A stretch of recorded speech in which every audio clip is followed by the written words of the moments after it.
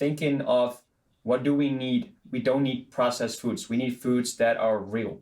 So if you go to the supermarket and buy a piece of meat, it's like filled with chemicals and testosterone and all these antibiotics for the animals. Because if you look at the Dutch production, we produce 1 million animals per day just for consumption. 1 million per day in our country. It's like, where do they go? We just keep eating. And they are stacked in this barn with 40,000 pigs in them. Like, if you're going to eat meat, do it the right way. Like, have a small farm or go hunting. But guess what? If we do that with 7 billion people, we're not going to be able to do that. We got to go hunting with 7 billion people and eat only biological meat. Like, there's no way. So basically, everything you find in the supermarket in the Netherlands is filled with crap we don't need.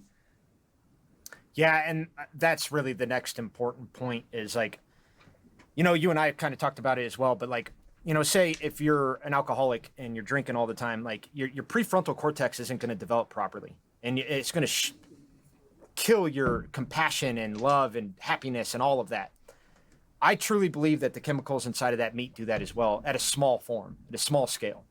And this is what I experienced myself was when I cut out the meat, my prefrontal cortex woke up and like I just got filled full of compassion and all these things. So like I think by reducing that too, like it does other things, not just for the environment, but for the actual human itself. That if you're to stay away from that, that's what it will start by doing. And then what else will happen to you is you'll begin to realize that this food actually tastes delicious. Oh yeah. Then you're going to start craving it. Sure. And then you're going to be like, McDonald's makes me feel like shit.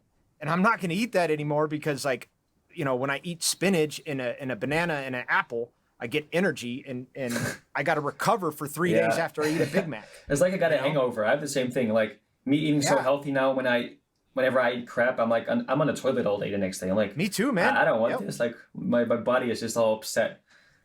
I'm the exact same way, man. And my wife used to like when we first got together, she used to always tell me it was in my head, which it really is. But like my body is so used to eating the way I eat that when I go and put that poison in my body, it tells me instantly. I mean, within an hour, I'm like, my stomach don't feel right, and like that's it, to me, like that's my body, like finally being, healthy and knowing itself and knowing that like what you just put in me is poison and you cannot do that again. And I'm going to show you why. And they're going to give you the shits. Yep. They're going to give you a stomach ache and you're not going to feel good. Right. Exactly. That's your body telling you this is not good for you.